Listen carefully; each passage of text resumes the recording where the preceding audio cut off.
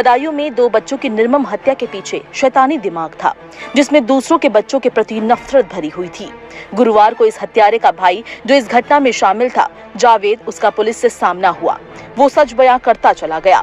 बता दें कि अपने निकाह के 4 साल बाद भी बेऔलाद साजिद दूसरों के आंगन में खुशी नहीं देख पा रहा था। मंगलवार को उसने बाजार से मीट काटने वाला बड़ा छुरा खरीदा और मासूम आयुष और अहान की गर्दन काट दी। घटना में शामिल भाई जावेद उसकी हिंसक प्रवृत्ति के बारे में जानता था।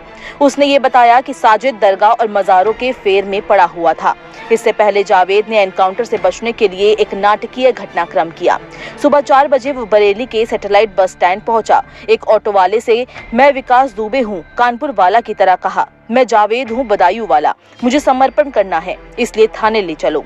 वहीं दूसरी ओर आयुष अहान के पिता विनोद ने कहा कि ये झूठी कहानी है, यदि सही राजफाश नहीं हुआ तो परिवार समेत आत्महत्या कर लेंगे। हत्याकांड से पहले और बाद में साजिद किसी से फोन पर बात कर रहा था। उसने किसी के इशारे पर हत्याकांड किया है।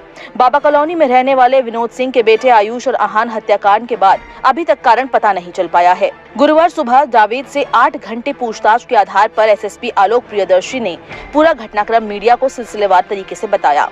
उन्होंने कहा, साजिद को बचपन से दौरे पड़ते थे, जिस कारण वो हिंसक हो जाता था। 10 साल का था जब स्वजन ने काफी समय उसको दरगाह पर भी रखा था। उसका अधिकतर समय दरगाह, मज़ारों और पीरों के बीच बीतता था। मानसिक रूप से परेशान होने के कारण 2 बार आत्महत्या का प्रयास भी वो कर चुका था।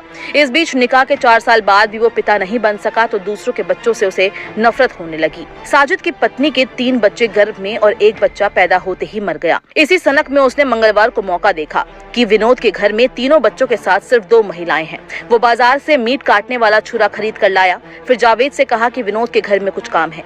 जावेद का कहना है कि साजिद विनोद के घर गया जबकि वो दरवाजे पर इंतजार कर रहा था। कुछ देर बाद वो खून से सना हुआ बाहर आया, तब हत्या के बारे में पता चला।